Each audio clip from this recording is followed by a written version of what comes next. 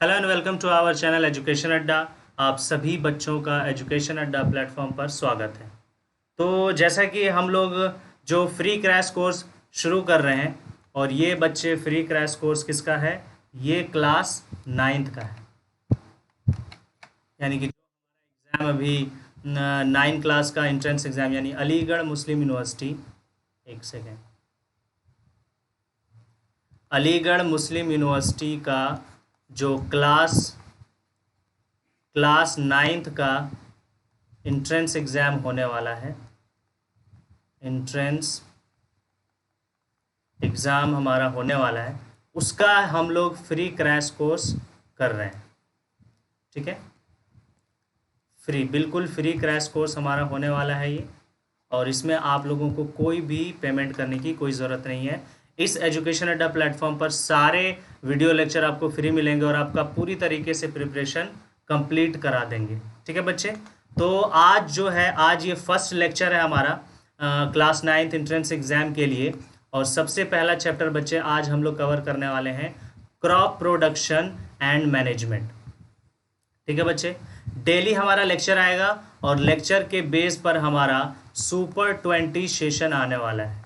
Super 20 session बच्चे हमारा live होगा, ये लाइव होगा और इसमें हम लोग हर सेशन में 20 क्वेश्चंस करने वाले हैं बच्चे।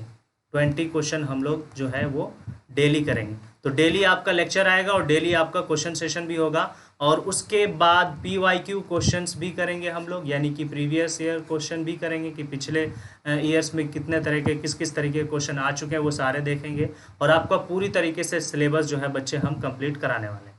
ठीक है बच्चे, तो प्लीज़ एजुकेशन अड्डा प्लेटफॉर्म को आप लोग क्या करें, इस सेशन को सबसे पहले आप लोग लाइक करेंगे, कमेंट करेंगे, जो भी डाउट होगा आपको, जो भी डाउट होगा इस सेशन से रिलेटेड आप लोग कमेंट करेंगे, या फिर इस एंट्रेंस एग्जाम से रिलेटेड जो भी कुछ आपको पूछना है तो आप लोग कमेंट करेंगे और आपको उसका आंसर बच्चे मिल जाएगा। ठीक है, तो आप शेयर करें ताकि और भी बच्चे जो है वो जुड़ जाएं, जिनको नहीं पता हो कि फ्री क्रैश कोर्स हो रहा है, तो आप उन लोगों को शेयर कर सकते हैं। और जो नए बच्चे जुड़ रहे हैं, प्लीज़ चैनल को आप लोग क्या करेंगे, सब्सक्राइब करेंगे।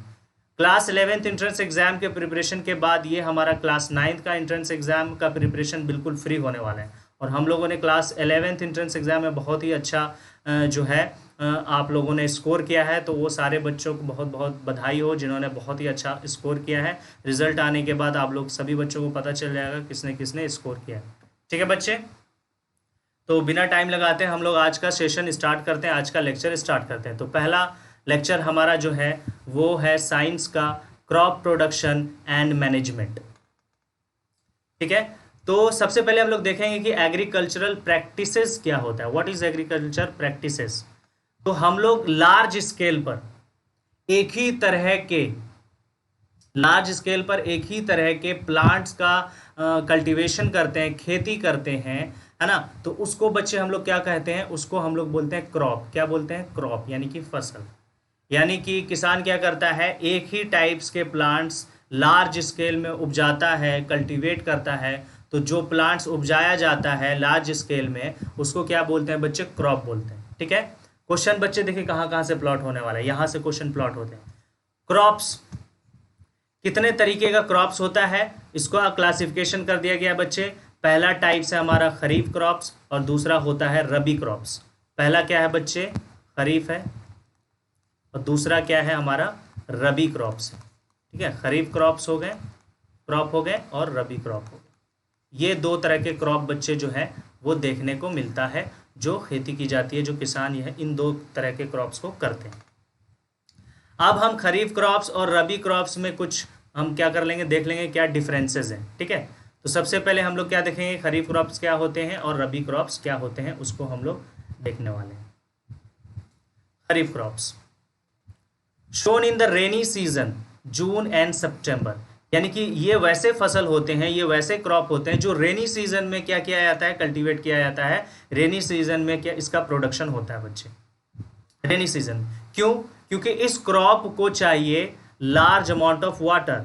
खरीफ क्रॉप्स को क्या चाहिए बच्चे? Large amount of water, large amount of water. ठीक है, इसको क्या चाहिए बच्चे? Large amount of water. पानी की बहुत ज़्यादा ज़रूरत होती है इस क्रॉप का प्रोडक्शन के लिए, तो इसीलिए वो कहाँ किस टाइम में होता है, रेनी सीजन में होता है। किस टाइम में होता है, रेनी सीजन, बारिश के मौसम में। ज़्यादा पानी की ज़रूरत हो रही है तो बारिश के मौसम नहीं होगा। और हम लोग को पता है कि इंडिया में जून से सितंबर तक जो सीज़न होता है वो रेनी सीजन होता है, और इसी सीज़न के दौरान बच्चे खरीफ क्रॉप का प्रोडक्शन किया जाता है। Okay, they need a lot of water, यानी इस क्रॉप को क्या चाहिए भाई, बहुत ज़्यादा पानी चाहिए, इसलिए ये रेनी सीजन में होता है। तो सवाल ये भी आ सकता है बच्चे कि रेनी सीजन में कौन से क्रॉप का प्रोडक्शन किया जाता है, तो खरीफ क्रॉप हो जाएगा। एग्जाम्पल पैडी है, मेज़ है, सोयाबीन है, ग्राउंड नट है, ये सारे क्रॉप के नाम है, फसल के नाम है जो रेनी सीजन में होता है, जिसको खरीफ क्रॉप्स बोलते हैं। तो आपके क्वेश्चन में आ जाएगा, किसी एक क्रॉप का नाम आ जाएगा, पूछा जाएगा ये रबी क्रॉप है या खरीफ क्रॉप्स। तो आप लोगों को अगर पता होगा तो आप लोग अच्छे से आंसर कर देंगे, उसको टिक आउट कर लोगे। ओके, चलिए आगे बढ़ते हैं। नेक्स्ट हमारा रबी क्रॉप है, और रबी क्रॉप बच्चे कब होता है, विंटर सीजन में। यही जो अंडरलाइन कर रहे हैं ये सब बहुत इंपॉर्टेंट है, विंटर सीजन में होता है। और हम लोग जानते हैं कि इंडिया में विंटर सीजन जो है बच्चे अक्टूबर से शुरू हो जाता है और मार्च तक रहता है। तो ये क्रॉप अक्टूबर से मार्च तक के बीच में इसका प्रोडक्शन किया जाता है बच्चे। क्यों भाई, विंटर सीजन में बारिश नहीं होती, तो इसको ज़्यादा पानी की ज़रूरत नहीं होती, तो they do not need plenty of water, इसको ज़्यादा पानी की ज़रूरत नहीं होती। ऐसे फसल को क्या बोलते हैं, ऐसे फसल को बच्चों हम लोग बोलते हैं रबी क्रॉप्स। क्या बोलते हैं, रबी क्रॉप्स। और इसको पानी की ज़रूरत नहीं होती, यानी कि लेस अमाउंट ऑफ वाटर चाहिए, इसको लेस अमाउंट ऑफ वाटर चाहिए। ऐसा नहीं कि इसको पानी चाहिए नहीं, पानी चाहिए होता है, क्योंकि प्लांट फूड अपना कैसे बनाएगा, फोटोसिंथेसिस, और फोटोसिंथेसिस में बच्चे वाटर की ज़रूरत होती है। एग्जाम्पल देख लेंगे, वीट जो गेहूं होता है, ग्राम, चना, मटर, मस्टर्ड, लिनसीड, ये सारे एग्जाम्पल है रबी क्रॉप के। तो आपको एग्जाम्पल याद रखना है ना, और रेनी सीजन याद रखना है किस सीजन में होता है, और वो सीज़न कब से कब लाई करता है वो भी आपको याद रखना पड़ेगा। पानी कम चाहिए ज़्यादा चाहिए वो भी आपको याद होना पड़ेगा। तो आई होप खरीफ क्रॉप और रबी क्रॉप के बीच का डिफरेंस आप सभी बच्चों को पता चल गया होगा। ओके बच्चे, आगे बढ़ते हैं। अब देखिए यहाँ पर ये आपको दिख रहा होगा, वीट का फसल आपको दिख रहा होगा। ये जो है ये वीट का फसल आप लोग को नज़र आ रहा है। ये क्या है बच्चे, ये क्या है, ये वीट है। क्या है, वीट है, गेहूं का फसल है, ठीक है। और ये कब होता है बच्चे, इसको हम कौन सा फसल बोलेंगे, ये रबी क्रॉप्स में आ जाएंगे। किस में आ जाएंगे, रबी क्रॉप्स में आ जाएंगे। और रबी क्रॉप्स बच्चे कब होता है, विंटर सीजन में, ठीक है। पानी कम चाहिए इसके लिए। अब यहाँ पर आपको दिख रहा होगा बहुत सारे, यहाँ पर देखिए फार्मर्स जो है वो पानी के अंदर जो है ये पैडी है, ये आपको धान है। ये क्या है बच्चे, पैडी, धान की खेती। तो ये देखो बहुत ज़्यादा पानी चाहिए इसके लिए, है ना। पानी आप लोगों को दिख रहा होगा, ये सारा वाटर आप लोगों को दिख रहा होगा, तो बहुत ज़्यादा पानी चाहिए। तो ये कौन से फसल हो गए बच्चे, पानी जिसको ज़्यादा चाहिए, तो खरीफ क्रॉप्स बोलते हैं इसको। क्या बोलेंगे, खरीफ क्रॉप्स, ठीक है। इतनी बात सभी को समझ में आ गया, एग्जाम्पल भी हमने बता दिया। अब ये प्रोडक्शन के लिए, क्रॉप प्रोडक्शन के लिए क्या क्या चीज़ की ज़रूरत होती है, क्या क्या स्टेप होते हैं, वो सारे वन बाय वन हम लोगों को डिस्कस करना पड़ेगा बच्चे। क्या क्या चाहिए, क्या क्या ज़रूरी चीज़ें होती है इस क्रॉप को के प्रोडक्शन के लिए, यानी कि खरीफ क्रॉप यानी क्रॉप के दो क्रॉप कितने तरीके के होते हैं, दो तरह के होते हैं, खरीफ क्रॉप और रबी क्रॉप। और इनके प्रोडक्शन के लिए किस किस चीज़ की ज़रूरत होती है, क्या क्या करना पड़ेगा, वो सारी चीज़ अब हम लोग डिस्कस करने वाले हैं। तो ये 7 स्टेप, ये 7 तरह की चीज़ें हम लोगों को ये दोनों फसल उपजाने के लिए हम लोगों को ज़रूरत होगी। ये 7 चीज़ें करने की ज़रूरत होगी, किसान को ज़रूरत होगी। पहला है प्रिपरेशन ऑफ सॉइल, यानी सॉइल को, है ना, मिट्टी को किस तरीके से बनाया जाए, मिट्टी में क्या क्या चीज़ें डालनी चाहिए, वो सारी चीज़ें जो है वो सॉइल को किस तरीके से प्रिपेयर करेंगे वो हम लोग जानेंगे। दूसरा सोइंग है, सोइंग में आता है सीड, यानी कि सीड, है ना, बीज बोना, वो सोइंग में आता है, किस तरीके से बोएंगे वो हम लोग देखेंगे। फिर क्या है कि मिट्टी में क्या मिलाएंगे भाई, एडिंग मैन्योर एंड फर्टिलाइज़र, इनके बारे में अभी हम लोग क्लैरिटी लेने वाले हैं थोड़ी देर बाद, ठीक है। एरीगेशन क्या होता है, सिंचाई, यानी कि पानी कब कब किस किस टाइम में और किस किस मेथड से देना है उस क्रॉप में, वो सारी चीज़ें हम लोगों को देखना है, ठीक है। प्रोटेक्शन फ्रॉम वीड्स, और ये वीड जो होता है बच्चे, इसको बोलते हैं अनवांटेड प्लांट्स। इसको क्या बोलते हैं बच्चे, अनवांटेड प्लांट्स। अब ये अनवांटेड प्लांट्स जो खेत में कभी कभी जिसको उगाना हम चाह भी नहीं रहे, किसान उगाना चाह भी नहीं रहा है, फिर भी वो हो जाता है, तो उसको सेपरेशन करना, उसको हटाना, रिमूव करना, वीड से बचाना फसल को, क्रॉप को, ये भी हम लोगों को करना पड़ेगा।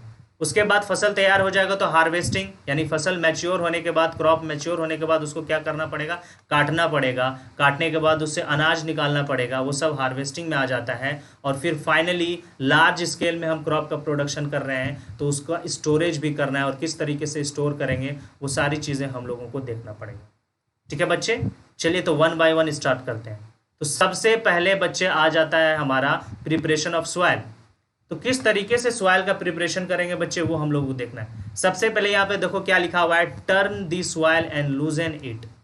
मिट्टी, जो सख्त मिट्टी होती है, खेत का जो मिट्टी होता है, फील्ड का जो मिट्टी होता है, सॉइल होता है, उसको क्या करना पड़ेगा, लूज करना पड़ेगा, पलटना पड़ेगा, ताकि उसमें क्या हो जाए, उसमें गैप हो जाए, एयर वगैरह उसमें भर जाए। ठीक है, लूजेंड सॉइल यानी ढीली मिट्टी helps in the growth of earthworms and microbes, ताकि उस सॉइल के अंदर में किसका ग्रोथ हो जाए बच्चे, माइक्रोब्स, बहुत सारे माइक्रो ऑर्गेनिज्म का प्रोडक्शन हो जाए, अर्थवॉर्म का प्रोडक्शन हो जाए, ताकि वो और मिट्टी को क्या करेगा, ढीला करेगा। आगे बात समझ में, क्या करेगा, ढीला करेगा। Losing and turning the soil is called ploughing. अब मिट्टी को लूज करना, पलटना, ये कौन सा प्रोसेस कहलाता है बच्चे, प्लॉइंग प्रोसेस कहलाता है। ये आप लोगों को बिल्कुल अच्छी तरीके से याद होना चाहिए, क्योंकि एग्जाम में बच्चे सवाल आ जाता है कि व्हाट इज प्लॉइंग। ठीक है, या फिर एक डेफिनेशन दे दिया जाएगा, बोलेगा ये क्या कहलाएगा, प्लॉइंग कहलाएगा, टिलिंग कहलाएगा, क्या कहलाएगा, व्हाट इज। ठीक है, 4 ऑप्शन रहेंगे, तो क्या आंसर करोगे। तो अगर आपको पता होगा कि मिट्टी को लूज करना, टर्निंग करना, पलट देना, वो क्या कहलाता है, प्लॉइंग कहलाता है, तो आप बहुत अच्छे तरीके से उसको क्या कर सकते हो, आंसर को टिक आउट कर सकते हो। ठीक है बच्चे, एक बार मिट्टी को पलट दिया, लूज कर दिया गया, तो फिर बाद में उसको लेवलिंग भी करना पड़ेगा, levelling the field for irrigation. अच्छा, लेवलिंग क्यों करेंगे, बराबर क्यों करेंगे, एरीगेशन के लिए। एरीगेशन मतलब सिंचाई के लिए। अगर फील्ड में हम पानी डालेंगे तो बराबर नहीं होगा, तो हर जगह इक्वल अमाउंट ऑफ वाटर नहीं जाएगा। कहीं पर गड्ढा है, कहीं पर ऊंचा है, तो जहां पर ज्यादा गड्ढा है वहां पर ज्यादा पानी जमा हो जाएगा, जहां पर गड्ढा नहीं है, ऊंचा है, तो वहां पर पानी ही नहीं जाएगा। लेकिन पूरे फील्ड में हमारा क्रॉप है तो सबको इक्वल अमाउंट ऑफ वाटर जाना चाहिए। तो उसके लिए हम लोगों को क्या करना पड़ता है, लूजनिंग, टर्निंग यानी प्लॉइंग करने के बाद उसको लेवलिंग करना पड़ता है, लेवल करना पड़ता है, बराबर करना पड़ता है। ठीक है, ताकि इरिगेशन में क्या हो, आसानी हो, हर जगह इक्वल अमाउंट ऑफ वाटर चला जाए।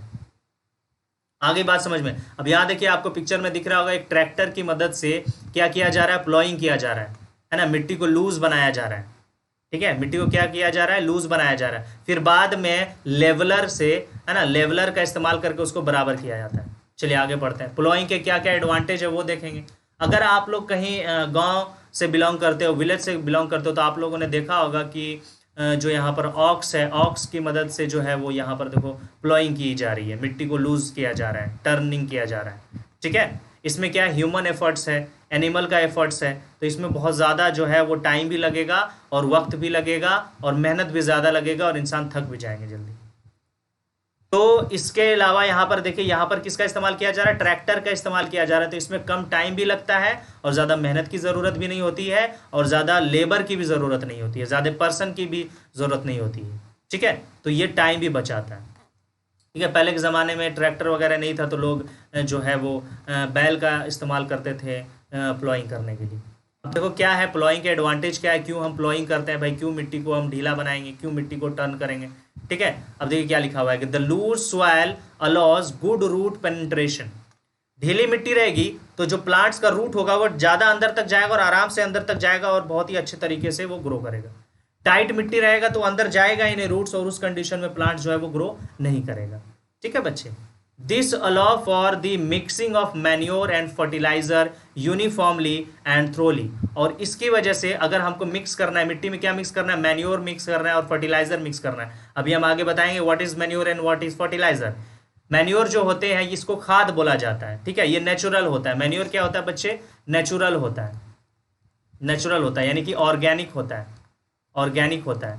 और जो फर्टिलाइजर होता है बच्चे, ये मैन मेड होता है, ये मैन मेड होता है और ये फैक्ट्रीज में बनाई जाती है। लेकिन अगर मैन्योर की बात करें तो वो खेत में ही बना दिया जाता है।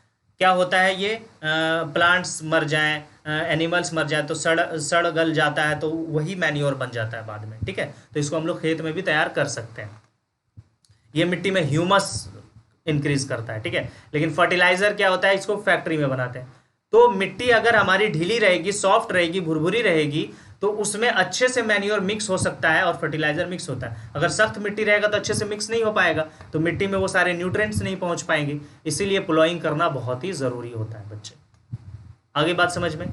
It allows the roots to breath easily. अगर मिट्टी हमारा ढीला रहेगा, मिट्टी ये देखो, ये मिट्टी के पार्टिकल्स हम बना रहे हैं यहाँ पर, ढीली मिट्टी है, ठीक है, इसके बीच में क्या है, ये एयर गैप है, स्पेस है, तो इसमें एयर जो है वो फिल हो जाएगा, एयर फिल हो जाएगा, और इससे क्या करेगा, रूट्स हमारा रिस्पायर करेगा यानी ब्रेथ करेगा। रूट्स उसके ज़रिए इसमें जो फंसे हुए एयर हैं उसमें से ऑक्सीजन को वो क्या करेगा, एब्जॉर्ब करेगा, और फिर उसको रेस्पिरेशन प्रोसेस में उसको क्या करता है, हेल्प करता है। तो ऑक्सीजन चाहिए तो वो रूट्स के जरिए ले लेगा। अगर सख्त रहेगा, हार्ड रहेगा मिट्टी, प्लॉइंग नहीं किया हुआ रहेगा, तो उसके अंदर एयर नहीं रहेगा, तो रूट्स वहाँ से कैसे ब्रीथ कर पाएगा, है ना। ब्रीदिंग तो होना ज़रूरी है रेस्पिरेशन के लिए। रेस्पिरेशन जब तक नहीं होगा प्लांट्स में एनर्जी नहीं बनेगा, और एनर्जी नहीं बनेगा तो प्लांट्स ग्रो कैसे करेगा, ठीक है। तो इस वजह से भी हम प्लॉइंग करते हैं। ये हमारा तीसरा फंक्शन, तीसरा advantage. The loosened soil promotes growth of worms and microbes. ढीली मिट्टी में वर्म्स का ग्रोथ होता है, माइक्रोब्स का प्रोडक्शन हो जाता है, और ये क्या करता है बच्चे, माइक्रोब्स और अर्थवर्म, बहुत सारे माइक्रो ऑर्गेनिज्म और अर्थवर्म क्या करता है, they help to maintain soil fertility. ये मिट्टी को उपजाऊ बनाते रहता है, कंटिन्यू मिट्टी को क्या बनाएगा, उपजाऊ बनाएगा, ठीक है, फर्टाइल बनाएगा। चलिए आगे देखते हैं। Ploughing also increase the humus of soil and water holding capacity of soil. Ploughing करने से मिट्टी में क्या आ जाएगा, ह्यूमस आ जाएगा, ह्यूमस, है ना। अब वो बहुत ह्यूमस क्या करता है, मिट्टी को फर्टाइल बनाता है। और ये क्या करता है, प्लॉइंग क्या करता है, वाटर होल्डिंग कैपेसिटी सॉइल का इंक्रीज कर देता है। अगर ढीली मिट्टी रहेगी, पानी डालेंगे तो पानी को वो एब्जॉर्ब कर लेगा, और एब्जॉर्ब करके पानी को वो रखेगा। अगर सख्त रहेगा, पानी रहेंगे, वो बह के आगे चला जाएगा, यानी कि वो वाटर को होल्ड करने की कैपेसिटी खो देता है अगर कोई हार्ड सॉइल है तो। इसीलिए प्लॉइंग करते हैं ताकि उसमें वाटर एब्जॉर्ब हो जाए और वाटर को वो पकड़ के रखे, है ना, होल्ड करके रखे, ताकि प्लांट्स उसको बाद में यूज कर सके। ठीक है बच्चे, आगे बढ़ते हैं। Seed also germinate more easily in Airy and well ventilated soil. Seed जो उसमें डालेंगे हम प्लॉइंग किए हुए मिट्टी में, है ना, सॉइल में, तो उसमें क्या होता है, एयर फिल रहता है सॉइल में, तो उसमें अच्छे से जर्मिनेट करता है सीड, क्योंकि उसको सारे फेवरेबल कंडीशन मिल जाते हैं। ठीक है, तो इस वजह से भी हमारा क्या है, प्लॉइंग बहुत ही ज़रूरी है। ठीक है बच्चे, चलिए आगे बढ़ते हैं। हमने प्लॉइंग कर लिया, अब लेवलिंग की ज़रूरत है। लेवलिंग की ज़रूरत हमने क्यों बताया, लेवलिंग के लिए क्यों करते हैं, एरीगेशन के लिए। क्यों कहते हैं, एरीगेशन के लिए। एरीगेशन के लिए, एरीगेशन क्यों करते हैं, सिंचाई करते हैं, प्लांट को वाटर्स की ज़रूरत होती है, तो हम लोग प्लांट्स को पानी देंगे ना, तो हम लोग एरीगेशन करते हैं। प्लांट्स को पानी देना क्या कहलाता है, एरीगेशन कहलाता है। तो अगर मतलब एक जैसा बराबर फील्ड रहेगा तो हर जगह इक्वल अमाउंट ऑफ वाटर जाएगा। अगर उबड़ खाबड़ रहेगा, प्लॉइंग नहीं, ये लेवलिंग नहीं करेंगे, तो कहीं पर गड्ढा रहेगा, कहीं पर ऊंचा रहेगा, कहीं पर पानी ज़्यादा जमा हो जाएगा, कहीं पर कम जमा हो जाएगा। तो इसकी वजह से बच्चे क्या हो जाएगा, हमारे अच्छे तरीके से क्रॉप का प्रोडक्शन नहीं होगा। अब देखिए यहाँ पर क्या लिखा हुआ, द प्लॉट फील्ड यानी कि लूज किया हुआ field may have big pieces of soil called क्रम। तो क्रम जो है वो, जब हम लोग क्या करते हैं, प्लॉइंग करते हैं, खेत को जोतते हैं, तो क्या होता है, बड़ी बड़ी मिट्टी जो है, ढेला जो है वो बन जाता है, उखड़ता है, तो उसको क्या किया जाता है, ब्रेक किया जाता है, ताकि उसको पूरे लेवल हो जाए, बराबर हो जाए। ठीक है, तो उसको जो ढेला, जो बड़ा बड़ा पीस होता है सॉइल का, उसको क्रम बोलते हैं। क्या बोलते हैं बच्चे, क्रम। तो ये भी सवाल आ सकता है कि व्हाट इज क्रम। तो व्हाट इज क्रम, तो क्या होता है, big pieces of soil is called crumbs.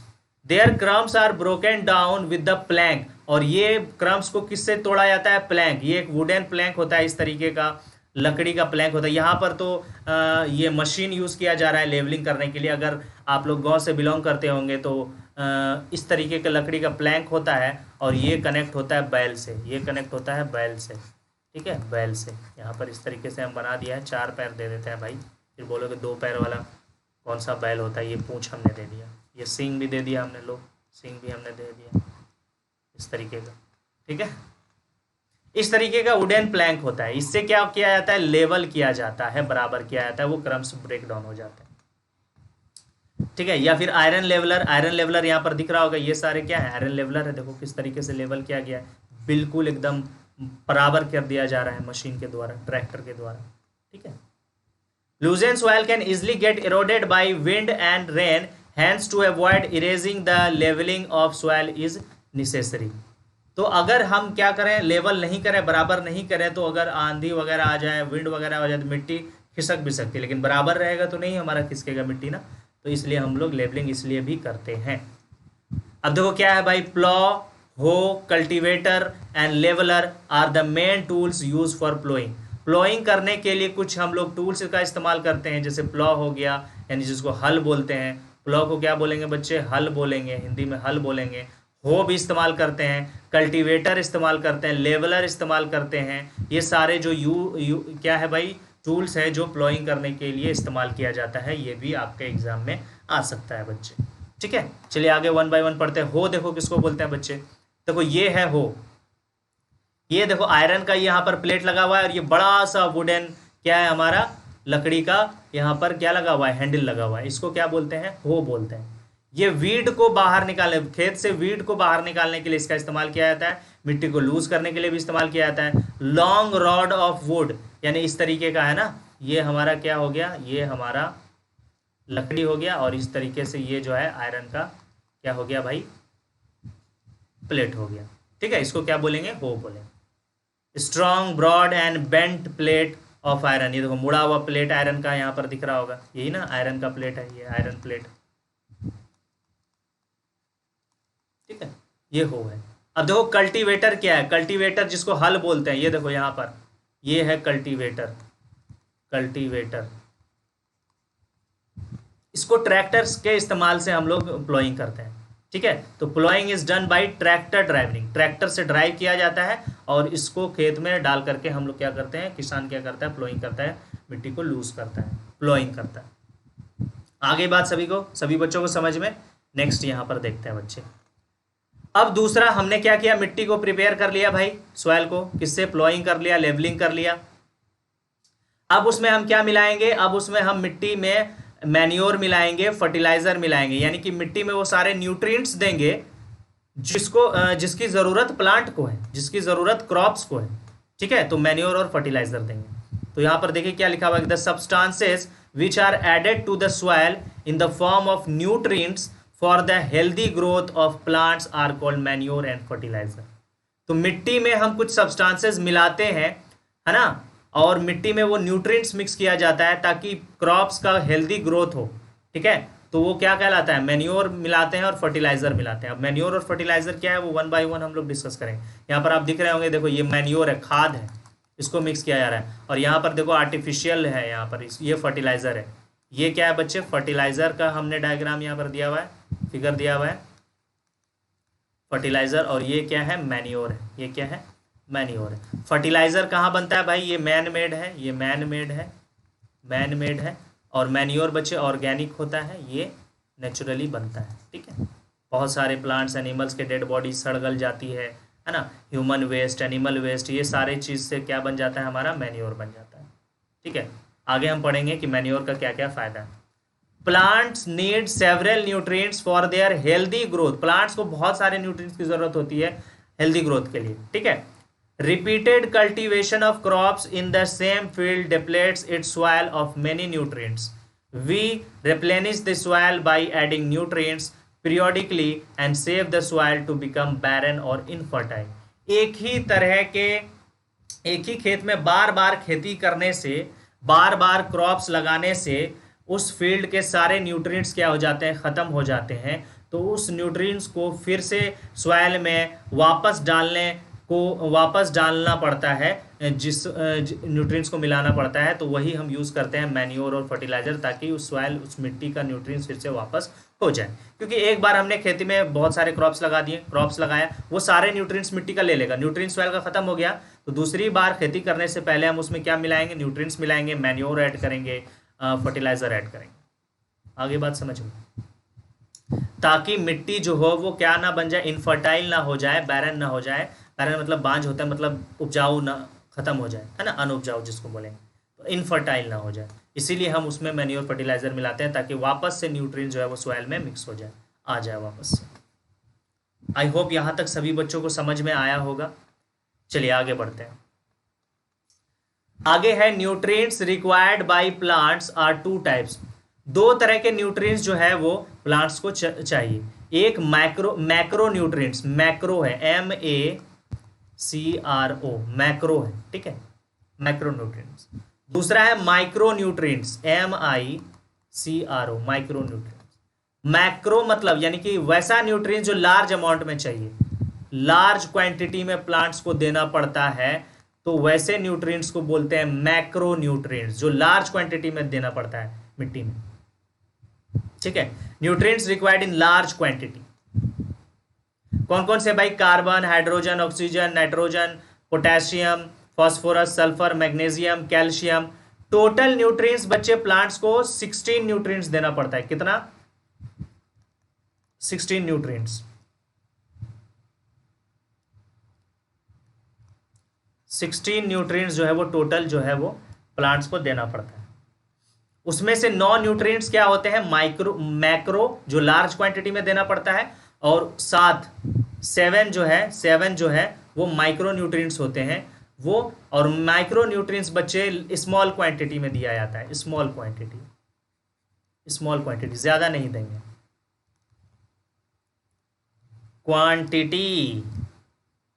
Quantity small quantity में देंगे। Nutrients needed in very small quantity that is known as micro nutrients. ये 7 है। कौन कौन से है भाई? आयरन है, मैग्नीज है, कॉपर है, जिंक है, क्लोरीन है, मोलिब्डेनम है, बोरोन है। ये सारे टोटल कितना है? 7 न्यूट्रिएंट्स है जो लेस अमाउंट में देना पड़ेगा। तो 2 तरह के न्यूट्रिएंट्स, मैक्रो और माइक्रो न्यूट्रिएंट्स प्लांट को चाहिए। टोटल 16 न्यूट्रिएंट्स होते हैं, 9 हमारे मैक्रो न्यूट्रिएंट्स हैं और 7 हमारे माइक्रो न्यूट्रिएंट्स हैं, ठीक है। लार्ज क्वांटिटी में मैक्रो चाहिए, स्मॉल क्वांटिटी में माइक्रो न्यूट्रिएंट्स चाहिए, ठीक है। Most important of these nutrients are nitrogen, phosphorus and potassium. और सबसे इंपॉर्टेंट न्यूट्रिएंट्स प्लांट्स को जो होता है, प्लांट्स को जो चाहिए होता है वो होता है नाइट्रोजन, फॉस्फोरस और पोटेशियम, यानी कि NPK। आप लोगों ने सुना होगा NPK, ऐसे याद करेंगे। N for nitrogen, P for phosphorus and K for potassium, NPK। ये इससे सवाल आ जाएगा, ठीक है। What is the full form of NPK बोल देगा। NPK क्या होता है? तो नाइट्रोजन, फॉस्फोरस और पोटेशियम, ये क्या होता है? NPK होता है। ये बहुत इंपॉर्टेंट न्यूट्रिएंट्स है जो प्लांट्स को, क्रॉप को चाहिए होगा, ठीक है बच्चे। तो आई होप यहाँ तक आप लोगों को, सभी बच्चों को साफ क्लियर समझ में आ गया होगा। अब आगे बढ़ते हैं। Soil fertility can be replenish by field follow. और सॉइल की फर्टिलिटी को वापस से, मतलब कि हमने क्या किया, प्रोडक्शन एक खेत में मैंने ढेर सारा, मतलब एक ही तरह के क्रॉप्स लगा दिए। उन्होंने सारे न्यूट्रिएंट्स जो है वो फील्ड से एब्जॉर्ब कर लिए प्लांट्स ने। फील्ड का, खेत का सारा मिट्टी का न्यूट्रिएंट्स जो है वो यूज हो गया। अब वापस से उसमें न्यूट्रिएंट्स डालने के बहुत सारे प्रोसेस हैं। पहला है फील्ड फॉलो। फील्ड फॉलो मतलब लीव द फील्ड अनकल्टिवेटेड, यानी एक बार जब हमने एक फील्ड से खेती कर लिया है, उसमें फसल उपजा लिया, तो उसको कुछ दिन छोड़ देंगे, खाली छोड़ देंगे, उसमें कोई क्रॉप्स नहीं लगाएंगे, तो उसमें फिर से नेचुरली वापस से क्या होगा, उसमें न्यूट्रिएंट्स सॉइल में वापस आ जाएगा। एक तो ये तरीका है। दूसरा है क्रॉप रोटेशन। दूसरा क्या है? क्रॉप रोटेशन, यानी कि जो एक टाइप के, मतलब एक तरह का प्लांट, एक तरह का क्रॉप हमने लगाया, इसने न्यूट्रिएंट्स जो है वो उसने एब्जॉर्ब कर लिया। फिर दोबारा में जो क्रॉप्स लगाएंगे, ये एक ही तरह के क्रॉप्स नहीं लगाएंगे, दूसरे तरह के क्रॉप्स लगाएंगे, जो वो क्या करेगा, उस न्यूट्रिएंट्स को वापस ले आएगा सॉइल में। तो इसको क्या बोलते हैं बच्चे? क्रॉप रोटेशन बोलते हैं। इसको क्या बोलते हैं? क्रॉप। तो ग्रोइंग डिफरेंट क्रॉप्स अल्टरनेटली, अलग अलग तरह के क्रॉप्स अल्टरनेट में लगाएंगे, यानी पहले मैंने ये लगाया, फिर दूसरा लगाया, फिर वापस वो लगाएंगे, फिर दूसरा वो लगाएंगे। तो इससे अल्टरनेट चलेगा, तो न्यूट्रिएंट्स जो है वो बैलेंस वे में रहेगा। एक बार एब्जॉर्ब हो गया, दूसरी बार आ जाएगा, फिर एब्जॉर्ब हो जाएगा, फिर आ जाएगा, तो ऐसे चलते रहेगा। उसको बोलते हैं क्रॉप रोटेशन। क्या बोलते हैं बच्चे? Crop rotation. कैसे होगा crop rotation? Bye growing leguminous crops. Soil fertility also be maintained because rhizobium bacteria fix the atmospheric nitrogen and convert it into nitrates. क्या होता है कि एक बार हमने कोई, मतलब मैंने क्या लगा दिया भाई, मैंने धान की खेती कर ली। अब उस खेत में हम क्या लगाएंगे? लिग्यूमिनस क्रॉप लगा देंगे, यानी धान ने जितने भी सारे न्यूट्रिएंट्स एब्जॉर्ब कर लिए हैं, उस न्यूट्रिएंट्स को वापस कौन लेकर के आएगा? Leguminous crops. तो लिग्यूमिनस क्रॉप्स में क्या होते हैं? लिग्यूमिनस क्रॉप्स के रूट नोड्स में कौन सा बैक्टीरिया पाया जाता है? रिजोबियम बैक्टीरिया पाया जाता है। राइजोबियम भी बोल सकते हो, रिजोबियम भी बोलते हैं, रिजोबियम बैक्टीरिया। और ये बैक्टीरिया एटमॉस्फेयर में मौजूद जो नाइट्रोजन मौजूद है, एटमॉस्फेरिक नाइट्रोजन मौजूद है, उसको सॉइल में क्या करेगा, मिक्स करेगा। और जब हम पानी डालेंगे तो वो नाइट्रोजन वाटर में सॉल्युबल हो जाएगा और फिर से वो प्लांट्स क्या करेगा, एब्जॉर्ब कर लेगा। तो सॉइल में नाइट्रोजन फिक्स कर रहा है, तो नाइट्रोजन फिक्सिंग बैक्टीरिया भी राइजोबियम बैक्टीरिया को बोलते हैं। राइजोबियम बैक्टीरिया को हम लोग बोलते हैं nitrogen fixing bacteria. Nitrogen fixing bacteria हम रिजोबियम बैक्टीरिया को हम लोग बोलेंगे। इतनी बात सभी को समझ में आ गया? तो इससे क्या होगा, सॉइल की फर्टिलिटी फिर से वापस आ जाएगी। चलिए आगे बढ़ते हैं। अब फर्टिलाइजर और मैन्योर का डिफरेंस देख लेते हैं भाई। फर्टिलाइजर क्या है, मैन्योर क्या है? Chemical substances inorganic salt rich in particular nutrient, यानी किसी एक तरह के न्यूट्रिएंट्स में बहुत ज़्यादा ये रिच होता है, बहुत ज़्यादा न्यूट्रिएंट्स पाया जाता है। कोई एक ही तरह का न्यूट्रिएंट्स में भरपूर पाया जाएगा फर्टिलाइजर में। और ये केमिकल सब्सटेंसेस होते हैं और ये फैक्ट्री में बनाए जाते हैं। ये कहाँ बनाए जाते हैं? फैक्ट्री में। Fertiliser does not provide any humus to the soil, और ये ह्यूमस सॉइल में नहीं ऐड करता, नहीं प्रोवाइड करता। Fertilisers are very rich in plant nutrients like NPK. और फर्टिलाइजर में प्लांट न्यूट्रिएंट्स जिसको, अच्छा प्लांट न्यूट्रिएंट्स, एक आप यहां पर आपको बता देते हैं कि प्लांट न्यूट्रिएंट्स किसको बोलते हैं। प्लांट न्यूट्रिएंट्स बोलते हैं बच्चे एनपीके को, यानी कि नाइट्रोजन फॉस्फोरस और potassium.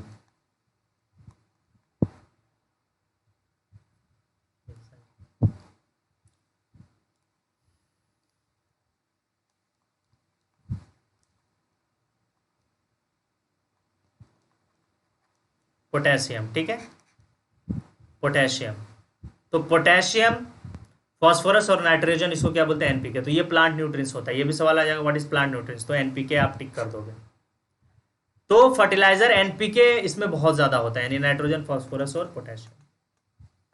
It is use in less quantity, और फर्टिलाइजर को हम लोग लेस क्वांटिटी में यूज करते हैं बच्चे, ज्यादा क्वांटिटी में यूज नहीं करेंगे, कम क्वांटिटी में यूज करेंगे, लेस क्वांटिटी, ठीक है। अगला मैन्योर देख लेते हैं। It is a natural substance, ये नेचुरल सब्सटेंस होता है, organic in nature, obtained by the decomposition of cattle dung, human waste and plant residue. जानवरों का जो वेस्ट होगा, ह्यूमन का जो वेस्ट होगा, इसके डीकंपोजिशन से ये क्या बन जाता है? मैन्योर बन जाता है बच्चे। ये नेचुरल होता है, ठीक है। Can be prepared in the field, और इसको फील्ड में प्रिपेयर कर सकते हैं, इसको फैक्ट्री में प्रिपेयर नहीं करेंगे। Manure provides a lot of humus to the soil, और ये बहुत ज्यादा ह्यूमस सॉइल को प्रोवाइड करेगा, ठीक है। तो अगर सवाल आया था कि ह्यूमस कौन प्रोवाइड करता है, फर्टिलाइजर या मैन्योर, तो मैन्योर करता है बच्चे। Manure is relatively less rich in plant nutrients, manure में प्लांट न्यूट्रिएंट्स बहुत कम पाए जाते हैं, यानी एनपीके जो है वो प्लांट न्यूट्रिएंट्स, एनपीके वो मैन्योर में बहुत कम पाया जाता है, ठीक है। Manure are used in bulk, और मैन्योर बहुत ज्यादा अमाउंट में यूज करते हैं, भर भर के यूज करते हैं। वैसे फर्टिलाइजर भर भर के यूज नहीं करें, क्योंकि केमिकल है, ये खराब, हानि भी पहुंचाता है प्लांट्स को, ज्यादा यूज करेंगे तो, और भी बहुत सारे चीजों को हानि पहुंचाता है, ठीक है। वो हम लोग आगे डिस्कस करेंगे। आगे बढ़ते हैं। मैन्योर के एडवांटेज देख लेते हैं बच्चे, मैन्योर का, इससे सवाल आ जाएगा एडवांटेज से। तो increase the water holding capacity, water holding capacity बढ़ाएगा भाई, है ना। और increase the number of friendly microbes, और फ्रेंडली माइक्रोब्स का नंबर बढ़ाएगा, यानी कि वो इसमें बहुत सारे माइक्रो ऑर्गेनिज्म का प्रोडक्शन करेगा, अर्थवॉर्म वगैरह का प्रोडक्शन करेगा, अर्थवॉर्म्स वगैरह आ जाएंगे, और बहुत सारे माइक्रो ऑर्गेनिज्म आ जाएंगे, ठीक है। It make the soil porous which help in exchange of gas, और सॉइल को पोरस बनाएगा, भुरभुरा बनाएगा, जिसमें एयर फिल हो जाएंगे, और वहां से रूट्स के जरिए वो गैसेस का एक्सचेंज करेगा, आदान प्रदान करेगा, ऑक्सीजन लेगा, कार्बन डाइऑक्साइड बाहर निकालेगा, ठीक है। It improve the texture of soil, और सॉइल की क्वालिटी को इंक्रीज करता है, कौन? मैन्योर। बिना मैन्योर के सॉइल की क्वालिटी इंप्रूव नहीं कर सकते, इसलिए हम लोग मैन्योर का यूज करते हैं, ठीक है। The process by which worms are used to decompose and produce compost is called vermicomposting. What is vermicomposting? Worms का इस्तेमाल करके, बहुत सारे माइक्रो ऑर्गेनिज्म का इस्तेमाल करके डिकम्पोज करा देना और कंपोस्ट का प्रोडक्शन करना, वो कहलाता है वर्मी कंपोस्टिंग। तो ये वाला डेफिनेशन आपको अच्छे से याद होना चाहिए, इंपॉर्टेंट है। ये सवाल आ जाएगा कि वर्मी कंपोस्टिंग क्या होता है, ठीक है, इससे भी सवाल आ जाते हैं बच्चे। चलिए, इसके बेसिस पर हम सुपर 20 सेशन में बच्चे क्वेश्चन कराएंगे। सुपर 20 सेशन में इससे रिलेटेड सारे पॉसिबल क्वेश्चन जो है हम लोग कराने वाले हैं। और ये बच्चे ये लाइव होगा, इसको आप लोग याद रखना, ये लाइव होगा, ठीक है, डेली लाइव चलेगा सुपर 20 सेशन। जिस तरीके से 11th एंट्रेंस एग्जाम के लिए सुपर 40 सेशन चला था, इसका सुपर 20 सेशन चलेगा, क्योंकि अब आज से 20 दिन ही बचा है हम लोगों के पास, ठीक है। तो हम लोग अच्छी तरीके से 20 दिन के अंदर सारा कवर कर लेंगे।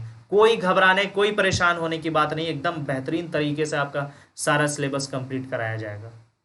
ओके, आगे बढ़ते हैं। हमने क्या किया भाई, मिट्टी में ऐड कर दिया, मैन्योर और फर्टिलाइजर भी ऐड कर दिया।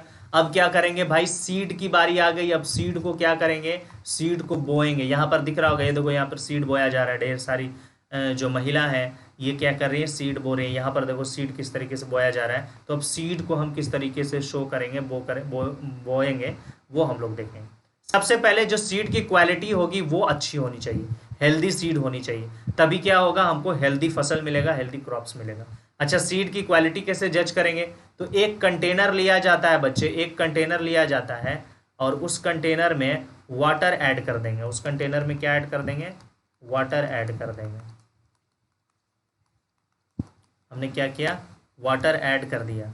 अब ऊपर से हम क्या करेंगे, ऊपर से हम क्या करेंगे, ऊपर से हम क्या करेंगे, ऊपर से हम इसमें क्या डालेंगे, सीड डालना शुरू कर देंगे। ये देखो हमने ऐसे चम्मच से क्या किया, पानी में सीड डालना शुरू किया। चम्मच या हाथ से भी डाल सकते हैं, ये हम आपको दिखाने के लिए दिए। अब ये सीड जाएगा अंदर, ठीक है। जो सीड नीचे सेटल डाउन हो जाएगा, नीचे सेटल डाउन हो जाएगा जो सीड, और कुछ सीड बच्चे ऊपर ही फ्लोट करेगा, तैरेगा। तो जो ऊपर फ्लोट करेगा बच्चे जो सीड, तो उससे क्या समझ में आया कि वो क्या है बच्चे, हॉलो है। क्या है भाई, हॉलो है, खोखला है, हॉलो है। तो ये बैड सीड है। क्या है बच्चे, ये बैड सीड है, अनहेल्दी सीड है, अनहेल्दी,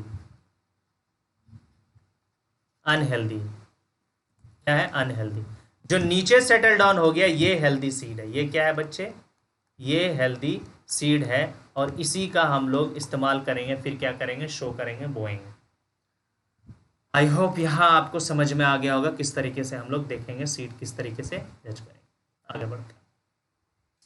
अब इसको बोने के लिए कुछ टूल्स का इस्तेमाल करेंगे। दो तरह के टूल्स हैं, एक तो ट्रेडिशनल टूल है और दूसरा मॉडर्न टूल है। ट्रेडिशनल टूल देख लेते हैं, यहाँ पर आपको दिख रहा होगा traditional tool use for sowing seed. Shape कैसा होता है, फनल की तरह होता है। सीड उसमें भर दिए जाते हैं और पाइप के थ्रू वो नीचे शार्प एंड तक पहुंचता है और वो मिट्टी के अंदर चला जाता है।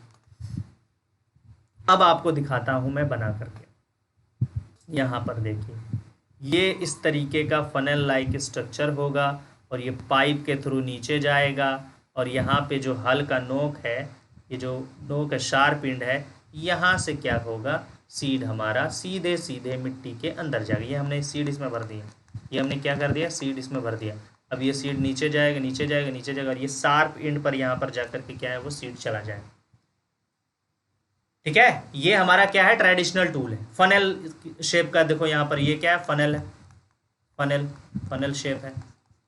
आ गई बात समझ में, बहुत ही आसान, कुछ भी दिमाग लगाने की जरूरत नहीं। एक बार आप चैप्टर देख लोगे, सब कुछ दिमाग में फिट हो जाएगा, ज़्यादा घबराने की जरूरत नहीं है। आसानी से हम लोग एमयू क्रैक करेंगे, है ना। चलिए आगे बढ़ते हैं। अब हम लोग क्या कर सकते हैं भाई, मॉडर्न, आजकल मॉडर्न ज़माना है भाई, मॉडर्न टूल यूज़ करेंगे। तो देखो यहाँ पर सीड ड्रिल का भी इस्तेमाल किया जा रहा है और ये ट्रैक्टर में लगाया जाता है, ट्रैक्टर की मदद से। अब आपको यहाँ पर दिख रहा होगा, यहाँ पर देखिए आपको दिख रहा होगा, ये चीज़ जो आपको दिख रहा होगा, इसमें सीड भर देते हैं। इसमें क्या भर देते हैं, सीड को फिल कर देते हैं इसमें। और ये सीड यहाँ पर देख रहे हो, ये इस तरीके से, और ये यहाँ से सीड जाएगा हर पॉइंटेड इन पर, यहाँ पर ये सीड इस तरीके से जाएगा और वो अच्छी तरीके से नीचे तक चला जाएगा, अंदर तक चला जाएगा। इसके इस्तेमाल से क्या होगा, यहाँ पर देखो, इसका इस्तेमाल देखो हम लोग कितने चीज़ों से बचाता है। The seed drill is use for sowing with the help of tractor. Tractor की मदद से करेंगे भाई seed drill. Seed uniformly at equal distance and depth. Equal distance, एक यहाँ पर है, दूसरा यहाँ पे है, तीसरा यहाँ पे, यानी इक्वल डिस्टेंस पर सीड का क्या होगा, वहां पर रखेंगे, शो करेंगे। और डेप्थ भी, दूरी भी, डेप्थ भी जो है वो सबका इक्वल होगा और काफी अंदर तक जाएगा, है ना। तो ये भी फायदा पहुंचाता है। Prevent damage cause by birds, और नीचे इसलिए क्योंकि अगर ऊपर सीड रह गया बाई चांस तो चिड़िया उड़ते हुए आएंगी और चिड़िया खा के चली जाएंगी। पता चला हमने तो भाई सीड जो है वो शो कर दिया था, फसल का ही नहीं हुआ, तो पता चला ऊपर ही सीड था, कौवा मैना चिड़िया आए, सारा खा करके चला गया, ठीक है, तो लॉस हो गया। तो हम लोग इसका इस्तेमाल इसलिए करते हैं, ये एफिशिएंट है, more efficient then traditional tool, ठीक है। सेव टाइम एंड लेबर, और वो वाला ये वाला जो मेथड है ट्रेडिशनल, इसमें हम लोग 4 घंटे से पूरा जो है वो अनाज बोते जा रहे हैं, थक भी रहे हैं, जानवर भी थक रहा है, इंसान भी थक रहा है, मेहनत भी ज़्यादा लग रहा है, टाइम भी ज़्यादा लग रहा है। इसमें हमने 1 घंटे के अंदर प्रॉपर तरीके से सारा काम कर दिया, टाइम भी बच गया, लेबर भी बच गया, मेहनत भी बच गया, भाई इंसान थका भी नहीं ज़्यादा। तो ये एफिशिएंट हो गया हम लोगों के लिए, ठीक है। आगे बढ़ते हैं।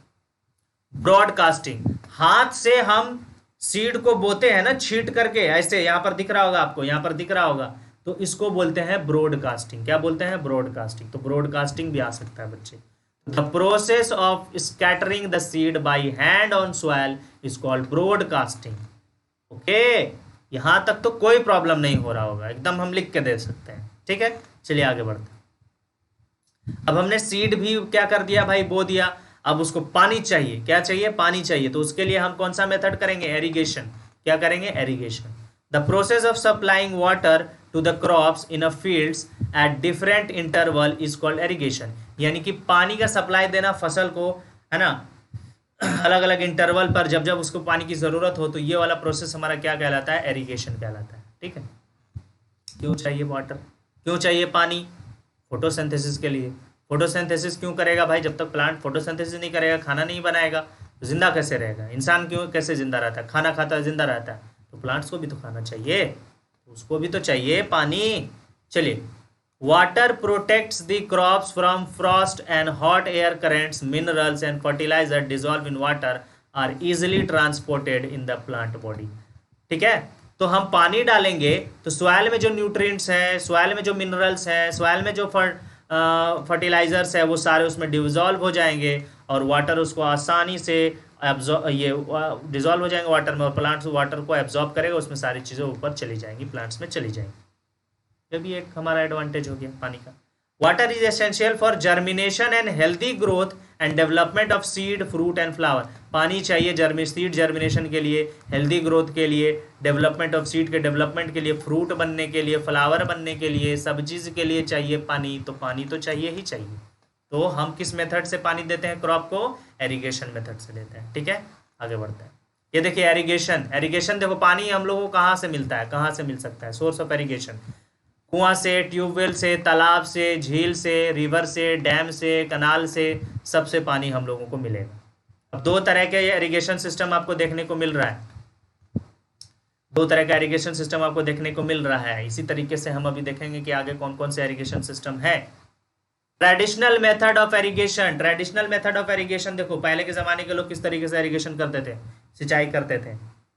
These मेथड आर चीपर, बहुत सस्ता था, बट लेस एफिशिएंट, लेकिन इसका ज़्यादा ये एफिशिएंट नहीं था। In which cattle and human labour is used, इसमें ह्यूमन का लेबर, है ना, मेहनत ज़्यादा लगता था, जानवर का मेहनत ज़्यादा था, इसीलिए ये बहुत ज़्यादा चीपर था, लेकिन एफिशिएंट नहीं था। The various traditional ways are, कुछ ट्रेडिशनल वेज, कुछ ट्रेडिशनल मेथड इरिगेशन के, मोत, चेन पंप, ढेकली, राहत, ये 4 नाम है बच्चे, ये 4 नाम है ट्रेडिशनल मेथड ऑफ इरिगेशन का। मोत में पुली सिस्टम होता है, चेन पंप, ढेकली, राहत, ठीक है। आगे देखते हैं यहाँ पे इस फिगर में, ये देखो, ये ढेकली है, यहाँ देखो पानी निकाला जा रहा है, ये देखो इस तरीके से, यहाँ पे देखो एक डंडी है, यहाँ इसके थ्रू ये पानी निकाला जा रहा है, यहाँ पर एक पत्थर बांधा हुआ है, ठीक है, ताकि ये पानी निकालने में आसानी हो, और हाथ से वो जा करके फिर खेत में पानी देता। ये देखो यहाँ पर चेन पंप के जरिए, यहाँ पर ढेर सारा बकेट लगा हुआ है, इसमें ये घूम रहा है, पानी निकल रहा है और फ्लो हो रहा है, खेत में डाला जा रहा है। मोद से भी ये पुली सिस्टम है भाई, ये हाथ से पानी, यहाँ कुआं से पानी, हाथ से पुली का इस्तेमाल करके पानी खींचेंगे कुआं से, बाहर निकालेंगे, खेत में डालें।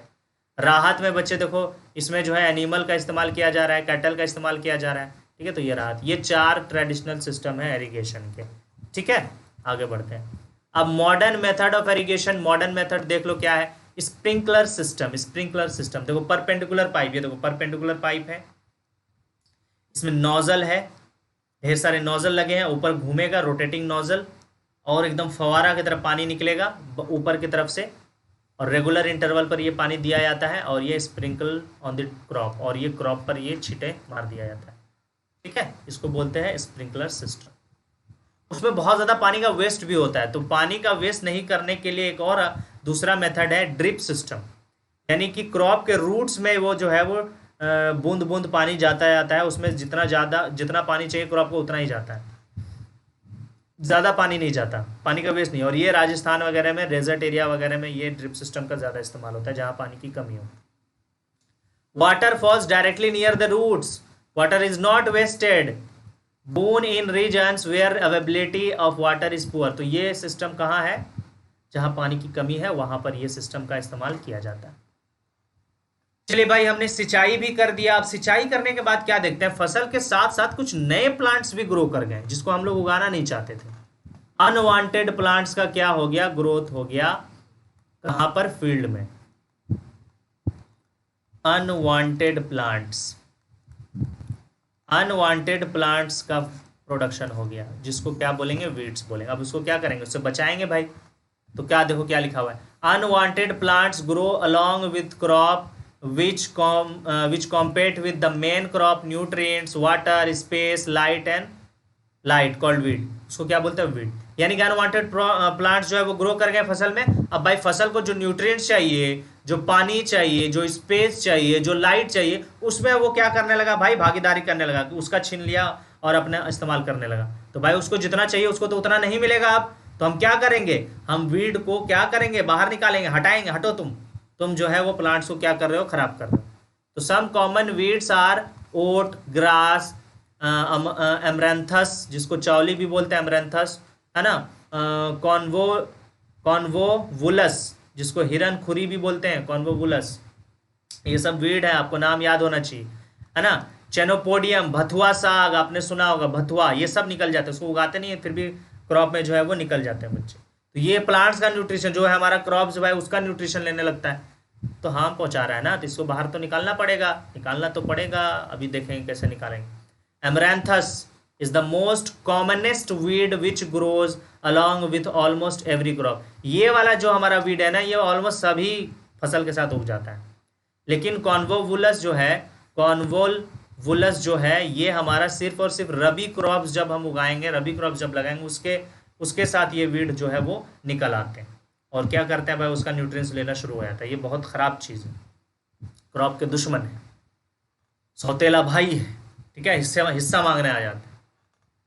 चलिए, प्रोटेक्शन फ्रॉम वीड अब किस तरीके से करेंगे भाई, तो the removal of weed is called weeding.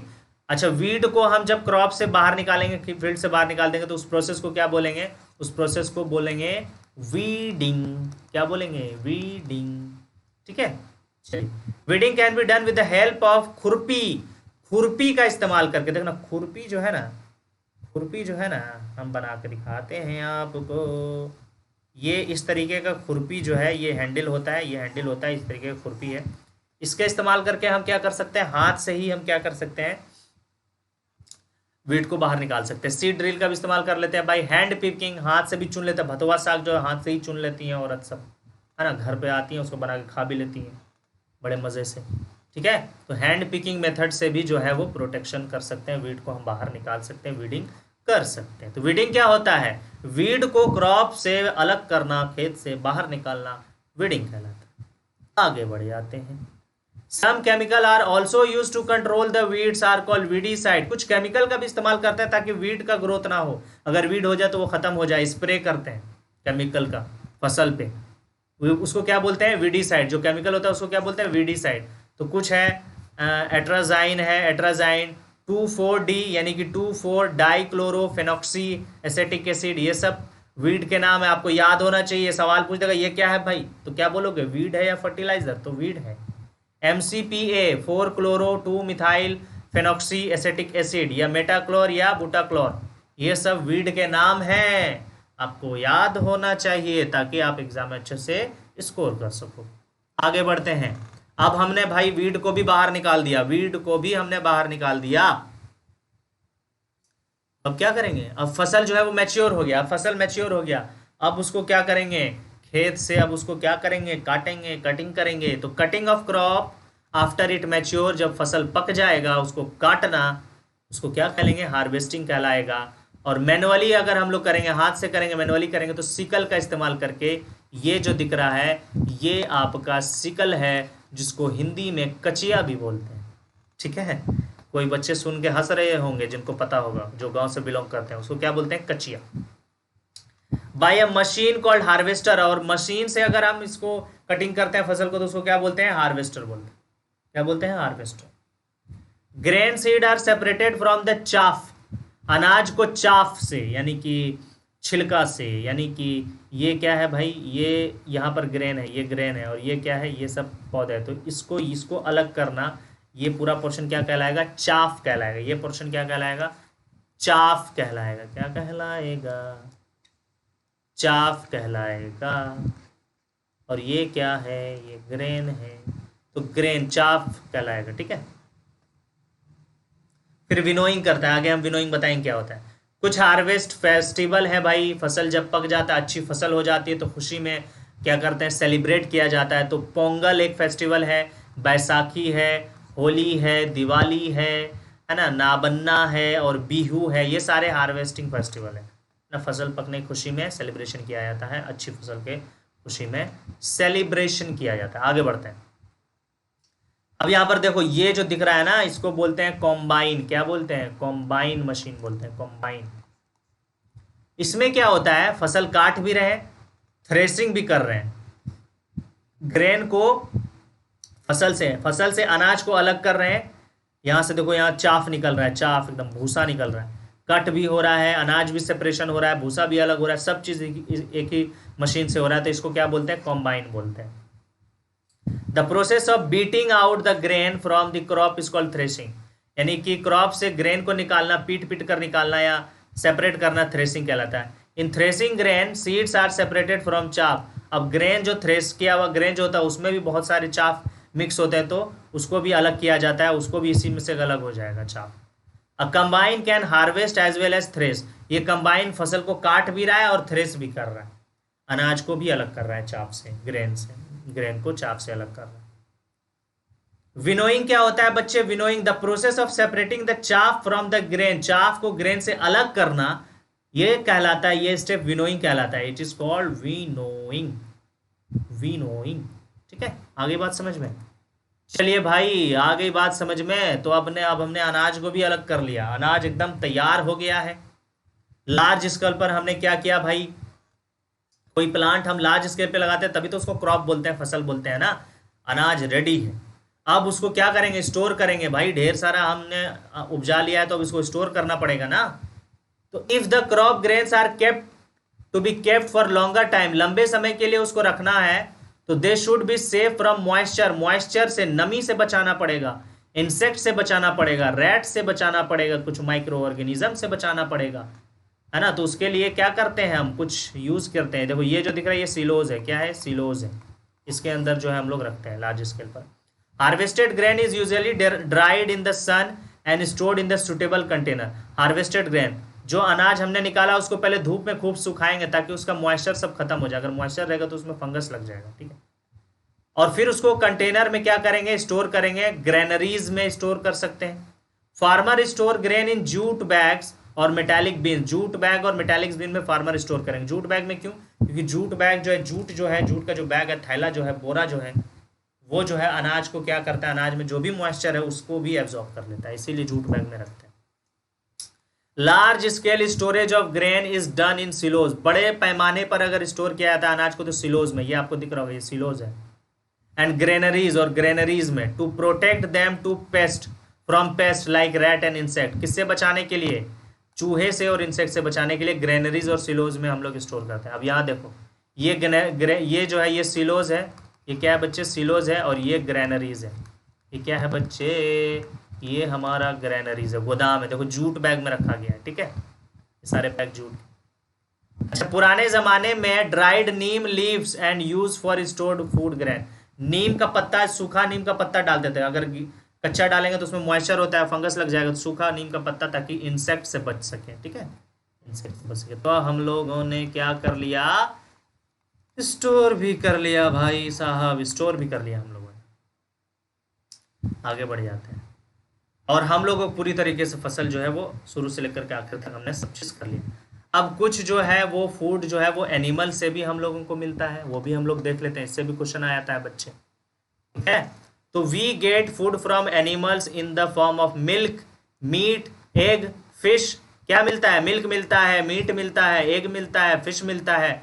The rearing of animals at home in farms are called animal husbandry, animal husbandry. जानवरों से जो फूड मटेरियल हम लोग लेते हैं, घर पे लेते हैं या फार्म में, स्पेशली फार्म में उसका वो किया जाता है, उससे प्रोडक्ट लेने के लिए, तो उसको बोलते हैं एनिमल हस्बेंड्री। क्या बोलते हैं, एनिमल हस्बेंड्री। तो ये वाला डेफिनेशन आपको याद होना चाहिए। The rearing of animals at home or in farms are called animal husbandry. Fish is a good source of cod liver oil which is rich in vitamin D. Vitamin D मौजूद होता है fish में। चलिए, milk किससे मिलता है भाई हमको, कौ से मिलता है, बफेलो से, गोट से, कैमल से। एग किससे मिलता है, हैन और डक से। मीट किससे मिलता है, गोट, शिप, कौ, बफेलो। फिश किससे मिलता है भाई, फिश से, क्रैब से। ठीक है, तो ये कुछ प्रोडक्ट्स हैं जो हमको एनिमल से मिलता है। आ गई बात समझ में। चलिए भाई, तो बच्चे हम लोगों ने आज क्रॉप प्रोडक्शन एंड मैनेजमेंट पूरे तरीके से कंप्लीट कर लिया है। इस पर बेस्ड सुपर 20 सेशन में हम लोग क्वेश्चंस करेंगे और वो भी हम लोग क्या करेंगे, लाइव करेंगे। तो आप लोग सभी बच्चे बिल्कुल जुड़ेंगे, बहुत अच्छे अच्छे क्वेश्चन लेकर आएंगे, ताकि आप सभी बच्चों को क्लास 9 के एंट्रेंस एग्जाम में जो है अच्छे फुल मार्क्स आए, अच्छा स्कोर करो और सिलेक्शन आपका एमयू में हो जाए। ठीक है, तो हम लोग इसके बाद सुपर 20 सेशन भी करेंगे। सारे टाइम टेबल सारे आपको जो है कम्युनिटी पोस्ट में मिल जाएंगे, किस दिन कौन सा लेक्चर होगा, सारा प्रोग्राम जो है वो आपको कम्युनिटी पोस्ट में मिल जाने वाला है। आप लोग घबराने की बिल्कुल जरूरत नहीं है। व्हाट्सएप ग्रुप आप लोग ज्वाइन करें, वहां पर आप सारे लेक्चर, जब भी लेक्चर आएंगे वहां पर जो है आप लोगों को नोटिफिकेशन मिल जाएगा। जिस तरह की क्लास 11th का हम लोगों ने व्हाट्सएप ग्रुप बनाया था, उसमें सारे बच्चे ऐड थे, उनको सारे नोटिफिकेशन मिल जाते थे वीडियो आने से पहले, वो आप लोगों को भी मिल जाएगा। इसके पीडीएफ नोट्स, सारे क्वेश्चन, सारे मटेरियल वगैरह सब व्हाट्सएप ग्रुप में मिलेगा और टेलीग्राम ग्रुप में मिलेगा। तो आप लोग सारे टेलीग्राम और व्हाट्सएप ग्रुप जरूर आप लोग याद से ज्वाइन करेंगे, और नीचे डिस्क्रिप्शन में ये दोनों लिंक आप सभी को मिल जाने वाला है। ठीक है बच्चे, चलिए तो सेशन को आप लोग लाइक करो, और जो भी डाउट आपको हो इस लेक्चर से रिलेटेड आप लोग कमेंट करके बताओगे, और वो डाउट हम आराम से क्लियर करेंगे, ताकि आपको कोई परेशानी नहीं। वीडियो शेयर करेंगे, और जो नए बच्चे हैं प्लीज चैनल को सब्सक्राइब करेंगे। ठीक है बच्चे, चलिए, okay, thank you so much.